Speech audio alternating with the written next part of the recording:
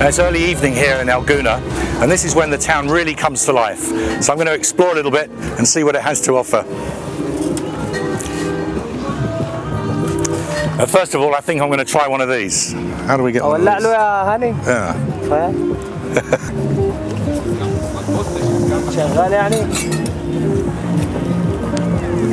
Every Monday and Friday evening, the town strikes up a band here, and you can come and out al fresco dining. You can choose to eat in any of these restaurants and listen to the music. Tonight's Friday night and we're here on the marina, and on Monday night we'll be on the other side enjoying that evening.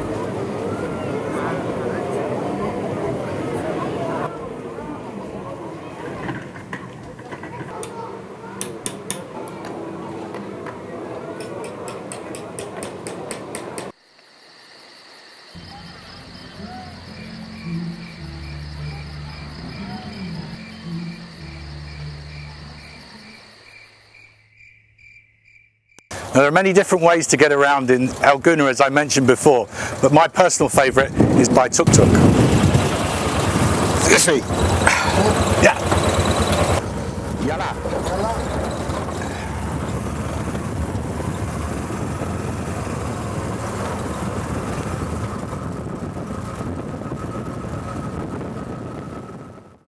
There are many things that have impressed me in this resort, but particularly what impresses me most is the infrastructure that's in place. Not only are the nurseries, schools, universities, hospitals of a European standard and medical care, but also even a branch of the Alexandria Library.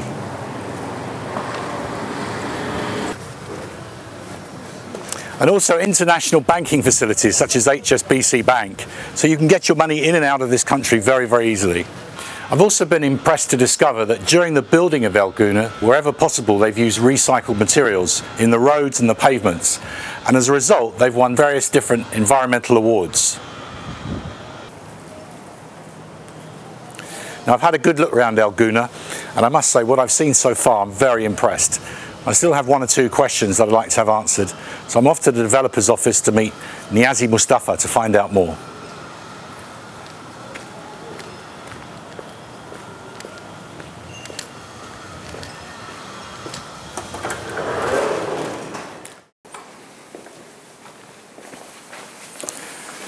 So Niazi, thank you very much for seeing me today. I know you're a very busy man and you flew down here today. It's a long way to come. It's an absolute pleasure. Welcome to Gouna. Thank you, thank you. I'm curious to know a bit about the history of the development company.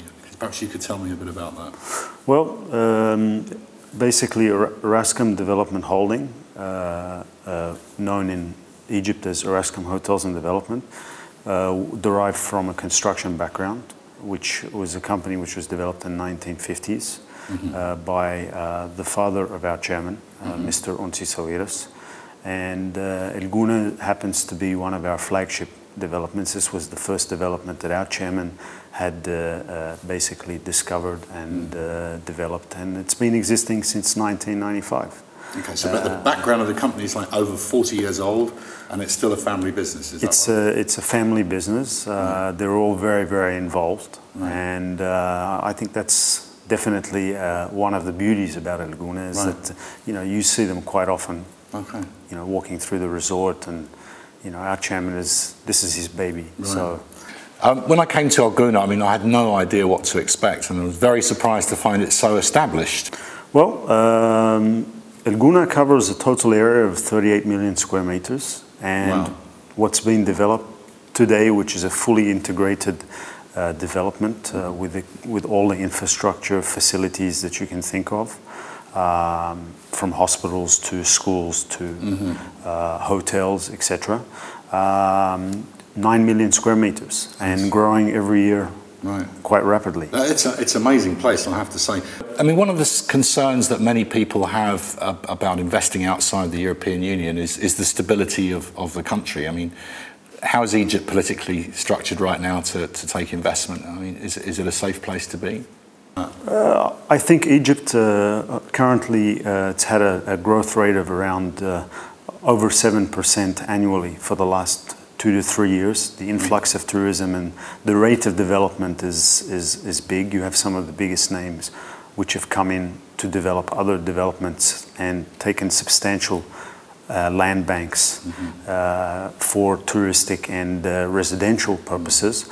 I think that's a clear indicator that where Egypt is going in the right direction. From a political point of view, the government has made strong efforts to do a complete political reform as well as a reform on all the laws to make a system which complies more towards an international standard. And I think that creates a lot of security for investors. It's a plus. Do you see many people from other parts of Northern Europe investing here? What kind of profile do people? Absolutely. We have Egypt, El Gouna has been sold to 67% foreigners since its establishment, and actually 30% of those 67% originate from the UK. Is that right? So if somebody's coming to invest here, what kind of properties are there available, and what's the purchasing process here? The process is very, very straightforward. Basically, there's a payment structure. They make a down payment. They reserve the property for 2.5%. They make the completion of 15% for a down payment. And they pay over 2 years in quarterly installments. Of course, there are different financing options which we can suggest to them to make things easier should they decide to take that track. So does that mean that the banks are willing to lend to? There are different financial institutions which will facilitate that. For overseas investors? Absolutely, yes. Right, that's interesting. Good. So what kind of returns can an investor expect to get in El Gouna if you're buying one or more properties, for instance? I think, modestly speaking, you could expect between 25 to 30% annually, and that would be a good rate of return, of course, depending on location and how much is done to the particular piece of real estate. The premiums can be much better, and have shown to be much better for certain individuals. So. Okay. Well, I've had a look around at some of the properties, and I know most of the development you're doing now is for the future, but we've seen some of the interiors of different properties. I mean, if people want to find out more information about what's available here in El Gouna, do you have a website, for instance, they could look at? Yes, we have our Erascom real estate website where they can go in.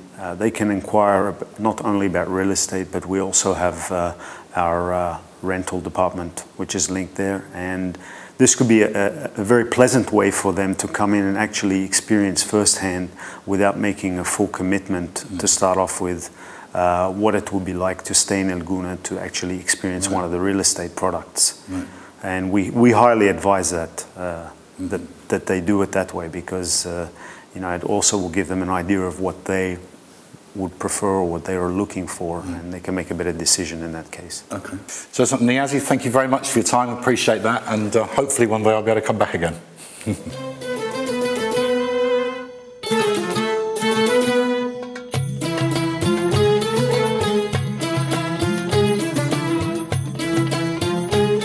I told you there's many ways to get around El Gouna. There's one more way that I have to show you.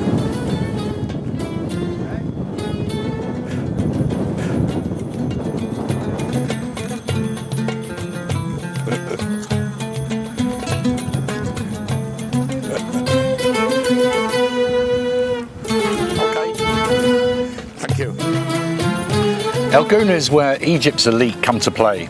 It may be exclusive, but as I've discovered, you don't have to be super rich to live here.